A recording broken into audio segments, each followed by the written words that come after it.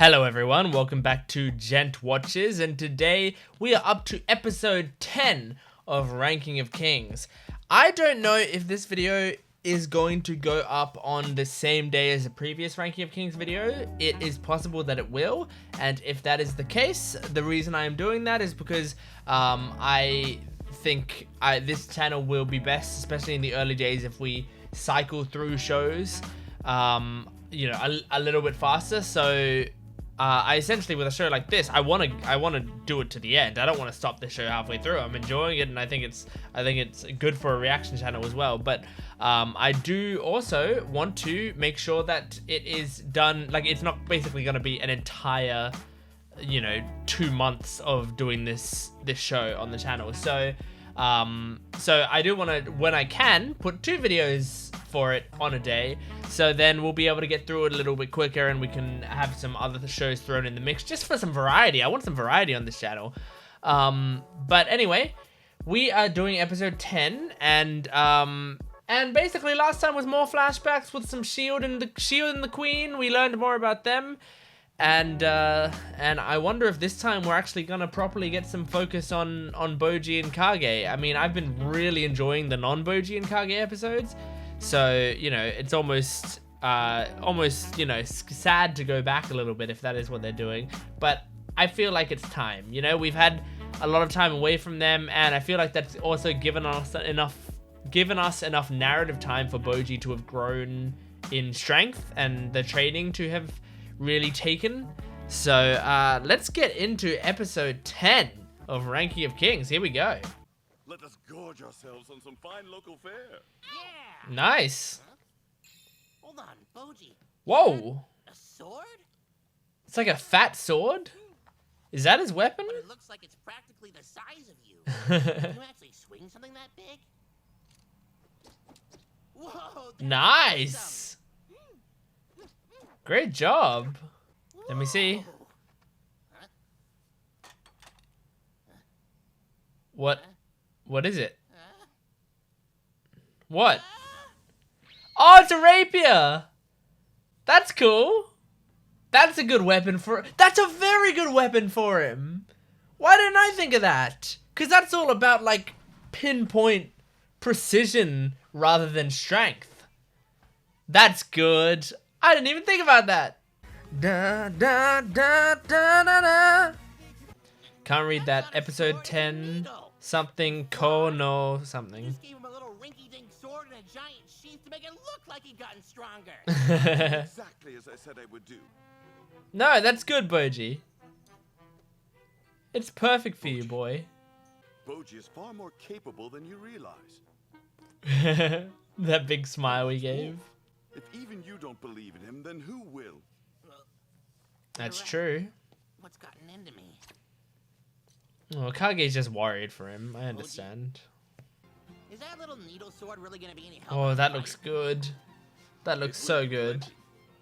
Did Bojji just get bread and he just got I like the meat? sound of that. Tell me all about it.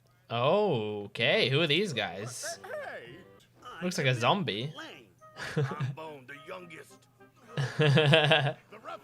They have to introduce themselves like that every time. Swordsmanship. Is this where he can show what he does? Right here. That meat looks so good. I guess that is the mature way to handle these guys.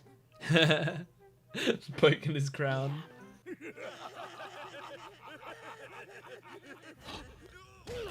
Oh, okay, he wasn't really playing it cool, was he? You can mock my apprentice all you like, but you will not insult my apprentice. That's so good. That's a nice flip on the trope.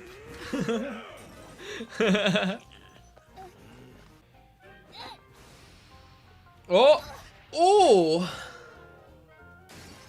Well, that didn't just like destroy him in one hit, so... Look, is there even a bruise on you? Nice! Look at him! Joke. You looking for a fight, little boy? Yeah, yes he is. He's too big. Use your I'm sword. looking for him to have a fight. That's about how hard you get hit. Oh my gosh. Oh my gosh, really? You think you can mess with me, Runt? Good. Yep. Well. What was that? So far, he's Punch kind of the didn't do same. anything to him. What? Huh? Is that like pressure points? Stay back. What the hell did you do to me, kid? What? How did he do that? As living creatures, we have weak points throughout our bodies. Yeah, pressure points. Yeah, little run. He fights with pressure points, but just by punching? That's legit. He just punches the pressure Even a points. relatively light blow can jolt the brain hard enough to induce a concussion. Bojji can do that? What? To make up for his own lack of power, he utilizes his foe's momentum and lands a precise hit to their weakness. This It's is like the magnificence of Bojji. clapping lightly against their You faces. really are a genius. Since you've taken your weapon in hand, are you So can ready he? and willing to escalate this petty squabble into a fight to the death? Say what? Oh. He didn't draw his weapon until the other guy did. What? What happened? Expertly done. He's out cold, but very much alive. Yeah. Well done, Bojji. Out? Well Here, done. you louse. What an interesting way to I fight. still don't get it. How did Bojji take him down? Allow me to explain. It's got all the anime tropes of a fight, but Did that even hurt? And conversely, ah, that didn't. Why? What did you do? Went all the way through and didn't completely really hurt. fine. The resulting drop in blood pressure starves the brain of oxygen, leading to Huh. consciousness. Huh. Put simply, using that same skill, he can bring the machinery of an opponent's body to a permanent halt with minimal exertion. He could be a killing machine. You really have gotten stronger. I should be happy. right? Wow. It's really interesting that they Kage, what kind of strength have you been searching are for doing all of this this time? without And in the him pursuit of this being great strength, is your intention not super to protect strong. others? Rule 2. Rule 3. You must etch those words into your soul. As I long hope as they you never have tell your us the body and rules, soul, but we just get alluded to you will them. lead a joyous existence. Like it'll be like in an important moment, it'll be rule 1, remember. Ah, ah, ah. Oh, did he pay them? Oh no. Oh no, if he did. Now I got to see how Bojji performs in real combat. Okay, but he still did do it. I cannot accept. I didn't expect to be so completely outmatched. Okay, so Bojji did really do But it. he grabbed his sword. Oh yes, he's acquired another skill that's even more impressive. Hmm. Though I don't expect he's going to be putting it on display terribly often. Okay, so late in the show, probably. Hey, Bojji. Okay, when I think thought about maybe it, that I would have know all you been learned how to fake, but strike your opponent's- would he throw rocks at you and you just had to dodge them? Interesting. Through the movement of the air against your skin. Cool. So he did a training arc before the show even started. Okay, so this guy's in the know. Bespin. Your decision to train Bojji and teach him to read lips has been met with skepticism. Oh, you taught him to read lips as well. Strength may never rise. Prince Bojji will save Prince Daida? Doesn't surprise me. Is that a prophecy or wild intuition? I couldn't say. Just a feeling, but one I do not doubt.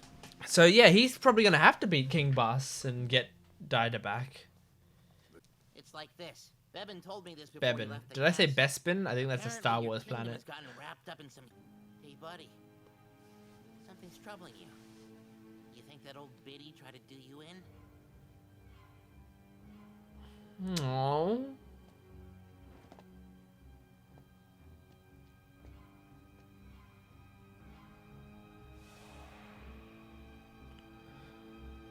Yeah, no, she doesn't want him dead. No, yeah. There, that's a good point. she knows how motherly he is. Wait, he knows how motherly she is. Bojji, where's your courage gone?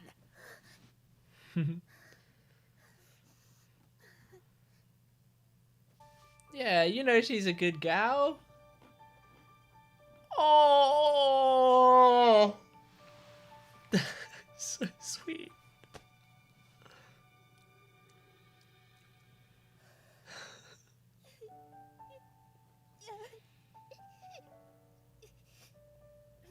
Yeah. Hey, wait.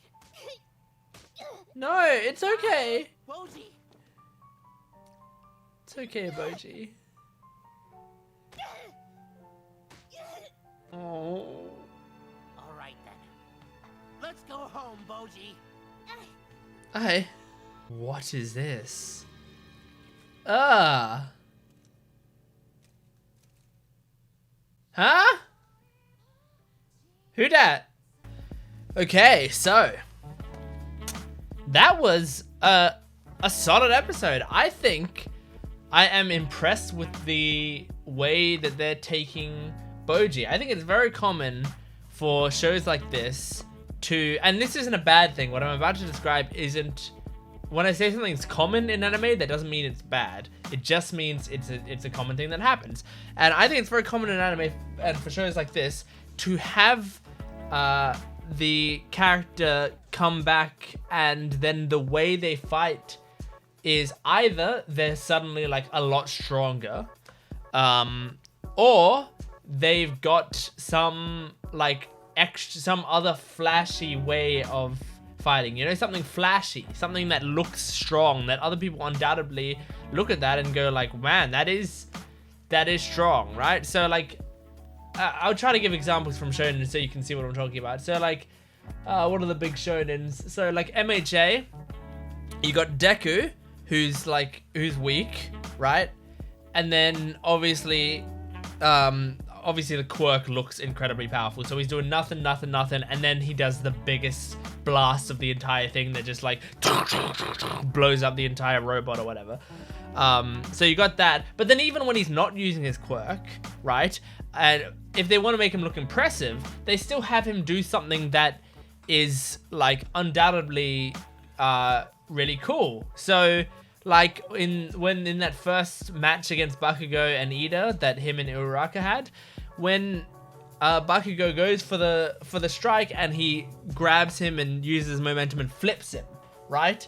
That's something that clearly takes strength. That's something that like is huge, you know, it'll go doo and smash him into the ground. Like that's big. That makes waves. For this, Bojji's way of fighting looks pathetic, which is a good thing, because like they're not shying away from his strength, which is the dodging and the quickness of him, but instead of it being like he's using his quickness in a way that's so like expertly done that he's you know, making them use their momentum to smash their own heads into the table as they do certain things or whatever. He's going up there and punching with all of his might, and all that does is that. But we know that he's like punching with his strength, because we've seen him punch before, and that's how he punches. He tries to punch people and he just goes. And so I don't even know if that came up on the mic. There, that would have probably come up. So yeah, I think it's really cool that Bojji's way of fighting looks so lame, but that's what's so hype about it. Because it's like, oh my gosh, this is so dumb, and it works really well. So I think it's so cute because it matches him so well. And I was worried that when Denpa went to like pay them off type thing, I was worried that it was like, okay, just let him hit you and then fall over. Because if that was the case, we would be in trouble for the future, because now he would think that he's really strong, and then he would face someone and he actually realizes he can't hit any pressure points. And I was wondering why he would do that, but like a reason he might have done that was because he was paid off to make the king feel good about, or Bojji feel good about himself, so that Bojji goes and gets himself killed, and that's like its own assassination attempt, you know. But no, I think he just wanted to raise Bojji's confidence by having him fight someone, and so he staged a fight, but the fight was still real, mostly. Like the fight, they weren't trying to kill Bojji, but at the same time, it's not like they were holding back against him. Bojji was still the undeniable champion of it. So that's really cool. I really liked that. His rapier, the fact that he's using a rapier, that's a great idea. That's really a really good idea. It's much better than what I was thinking a slingshot. That was like my idea of what he could use. But even that, I mean, that's about force and stuff. Rapier, you can be a bit more precise with it. So it's very, very clever. I'm glad they thought of that, and I'm not the one writing the show because I wasn't thinking rapier at all, which is crazy because I play D&D like 3 times a week. If you making Bojji as a D&D character, he's got like, you know, 20 dexterity. Of course you're gonna get a rapier as a weapon. You're not gonna get a great sword. You're gonna get a rapier. Or, you know, you're gonna get a ranged weapon. I guess I was kind of right as well. Like you'd get some form of ranged weapon with your dexterity. But yeah, like rapier is a very common melee weapon that you would use. So I should have thought of that. Anyway, great episode. Really good. I don't know if I have much else to add to it. I'm glad that I liked the little moment when Kage and Bojji were talking near the end, and then Bojji was like, Hilling might have been the one to, you know, call for my death.